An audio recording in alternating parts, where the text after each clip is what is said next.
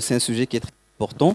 Vous vous connectez sur casaopendata.org. Donc vous avez un portail donc, qui liste en toute transparence toutes les performances de l'urbanisme au niveau du Grand Casablanca. Vous avez un certain nombre d'indicateurs donc, par rapport à l'activité de délivrance des autorisations d'urbanisme. Donc bien sûr, il y a un gros système décisionnel qui est issu de notre plateforme Casa Urba qui gère tout ce qui est autorisation d'urbanisme au niveau du Grand Casablanca. Donc en moyenne, une centaine de dossiers par an.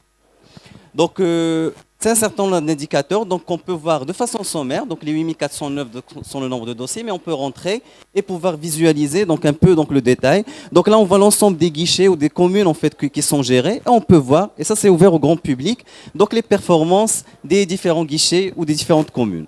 Donc on peut voir un petit peu donc, depuis le lancement de la plateforme en novembre 2014, donc entre grands projets, petits projets, donc qui est une notion réglementaire donc dessinée par des décrets. Donc là, on voit un petit peu donc l'évolution du nombre de dossiers donc depuis 2014. On peut exporter donc le graphique pour l'utiliser éventuellement dans des présentations. On peut aussi filtrer par période pour voir un petit peu l'évolution ou le nombre de dossiers sur une période donnée. Donc c'est un outil qui est destiné à tout le monde, à la presse notamment, donc qui parle beaucoup donc des problèmes de l'urbanisme. On peut voir un petit peu donc les dossiers favorables, aussi par guichet, dans une grosse transparence par rapport à cette année. Et donc on voit effectivement donc, qu'il y a une augmentation de dossiers favorables dans le temps. La même chose pour les dossiers défavorables. Donc on voit une répartition sur les différentes communes. Donc on voit bien sûr Casablanca, donc elle a 63%. Ce sont des données qui sont actualisées tous les jours. Donc tous les jours, donc on a les données actualisées. Donc là c'est le délai moyen. Donc c'est un indicateur très important, donc qui donne par commission, donc qui correspond globalement aux communes, le nombre de jours moyens pour délivrer une autorisation. Donc là on voit globalement, donc il y en a qui sont bons, il y en a qui sont moins bons, mais globalement ça tourne autour de 40 jours. Et on voit aussi l'évolution dans le temps et on peut filtrer par période.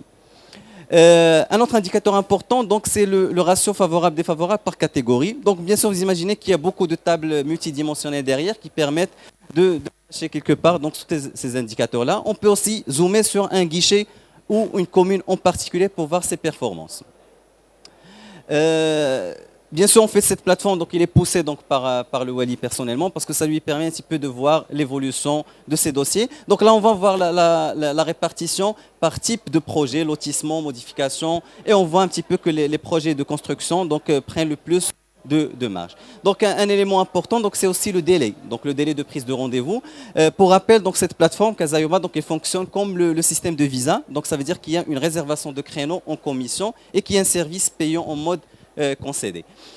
Donc là, c'est un élément, un autre indicateur qui est très très important, donc qui est prisé par les architectes, c'est le nombre de réintroductions. Parce que vous imaginez, pour les projets notamment de certaines tailles, ça ne passe pas au premier coup. Donc là, c'est un petit peu donc, les performances de chaque commune par rapport au nombre d'itérations où le dossier doit repasser en commission pour avoir. Donc on voit que ceux qui sont en vert, par exemple, donc ils sont très mauvais parce que le dossier en moyenne, il passe plus de 3 fois pour obtenir l'avis favorable. Et donc finalement, ça s'inscrit dans le Casa Smart City, donc il y a un projet national émergent.